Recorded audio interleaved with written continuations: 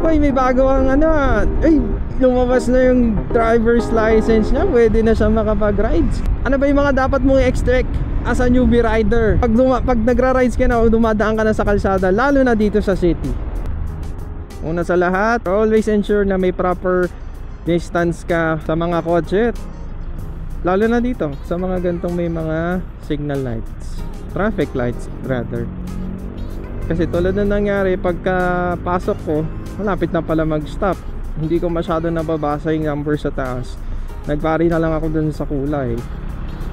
So kung wala akong proper braking, or hindi rin maayos yung distance ko, nagwaswas ako, anong mangyayari?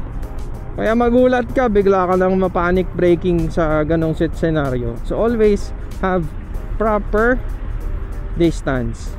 Malamang sa malaman kung newbie ka naman, sure ball ako, it's either nandito ka sa kanan, rightmost side, and then rightmost side of the right lane. Madalas sa madalas yan, dyan ka pwesto. Kasi nga, gusto mo umiwas sa kamote. Yan, ganyan, no? Huwag mong gayahin yung mga yan. Papasok, pipilit na lang nila pag umandar na yung nasa harapan. E di, nag-cause lang din ng traffic, di ba? Pangalawa, magkaiba ang dynamics kasi ng pagmamotor at 4-wheel.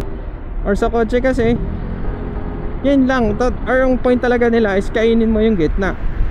Sa atin kasi mga motorsiklo, pwede tayo mag side by side ng dalawang motor sa isang linya lang.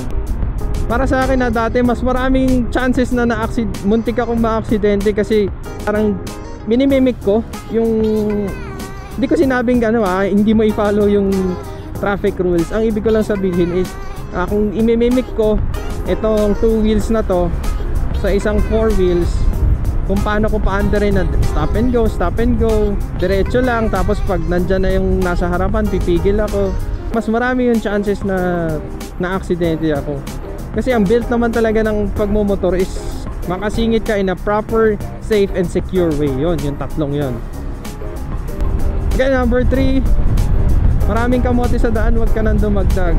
So kung tama, hindi ka dumaan sa mga fixer, kung tama yung paraan ng pagkuha mo ng lisensya is sinapuso mo yung tinuro sa'yo ng driving school o ng LTO, ensured ako na mababa yung risk na maaksidente.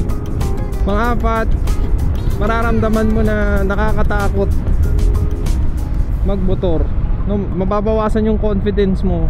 Yes, sabihin mo na marunong mo ng paandarin yan, marunong ka na lumiko-liko, alam mo na ang kondisyon ng Metro Manila or ng NCR. Hindi eh. The moment na pumasok ka sa kalsada, napakarami ng risk.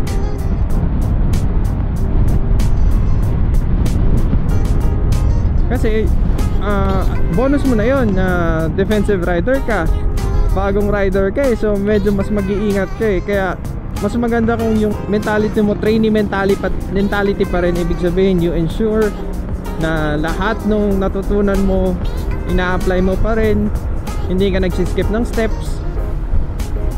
Kasi sobrang dami ng risk na pwede mangyari sa loob ng kalsada. Tulad ni Kuya, nagwawandan. Sobrang distracted din ng mga gumagamit ng kalsada ngayon. Madalas ngayon tumatawid mga naka-headset, naka-cellphone. Bigla na lang tatawid, hindi titingin from left to right. Diba? Name it, ang dami pwede. Kakabahan ka, pero lakasan mo lang ng konti yung loob mo. Basta alam mo na tama yung ginagawa mo, continue pa rin yan.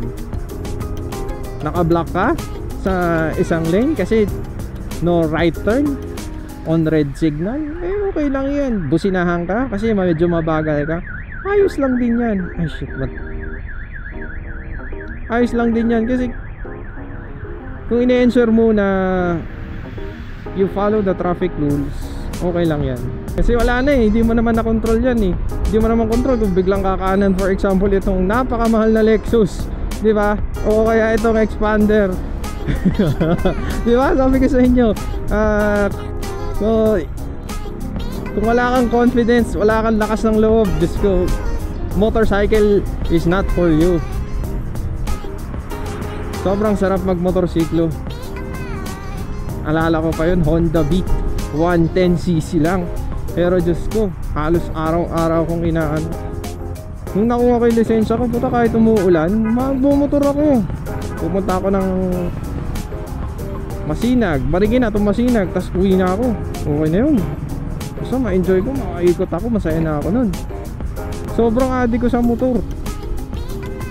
Pupunta lang ako dito, hindi ko pa napupuntahan to dati ng hindi ako nakamotor motoring ko nga. Diba? Parang sira ulo pero yan yung nararamdaman ng isang newbie rider kasi. Enjoyment, excitement. Always, no? Always na have a mindset na may uuwihan ka. Hanggang 5 lang siguro muna tayo. Always doubt yourself. Ha?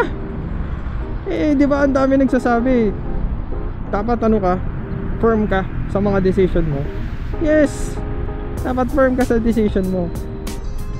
Ang sinasabi ko lang na always doubt yourself is have a sixth sense, or magkaroon ka ng mentality ba na pagdududahan mo yung mga riders na kasama mo, makasabay mo, 2 wheels or 4 wheels man yan. Magduda ka sa mga katabi mo, magduda ka sa mga signage, magduda ka sa akala mo wala na lang, or feeling mo safe ka, magduda ka. Mas maganda na yung mindset mo na biglang may susulpot na motor dito sa likod ko. Always doubt yourself that in that term na baka merong biglang tumawid dito kahit wala namang tawiran. Kita mo naman yung nangyari sa Taft Avenue sa isang big bike. Yes, nakago, pero pinactor in pa niya na may possibility na may tumawid kasi nga marami rin naman talagang hindi nag-obey ng traffic rules, lalo na sa pedestrian. Tatawid ka na nga lang, hindi mo pa magawang tignan kung nakago o nakastop, diba? Bawal dito relax. Kahit relax yung position ng PCX, bawal ka mag-relax sa mindset mo. Ayun, ano pa ba yung feeling mo, mabibigay mong tips sa isang newbie rider pag bagong guha pa lang niya yung motor niya, o kaya bagong guha pa lang niya ng lisensya at aalis na siya, magmomotor na siya? Magbawas tayo ng kamote sa daan, share mo to. At naniniwala ako na sinend niya to sa'yo kasi gusto niyang maging safe ka lagi sa pagmomotor mo. Additional tip lang uli, huwag kayong stiff or huwag kayong masyadong gigil, lalo na sa handlebar. Relax lang, tsaka always gawin mo yung chicken. Para ba, yung ganyan. Kahit nagbe-brake, kahit nagta-throttle, dapat relax ka lang. Kasi the moment na nanigas ka dyan, the moment na nanggigigil ka, mas mahihirapan mo makontrol yung motorsiklo. Kasi kung ano yung input na ilalagay mo, kung gaano ka smooth yung input na ibibigay mo sa motor, yun din siya yung magiging output ng motorsiklo. So kung sobrang stiff ka, kung gigil ka, pwede ka matumba.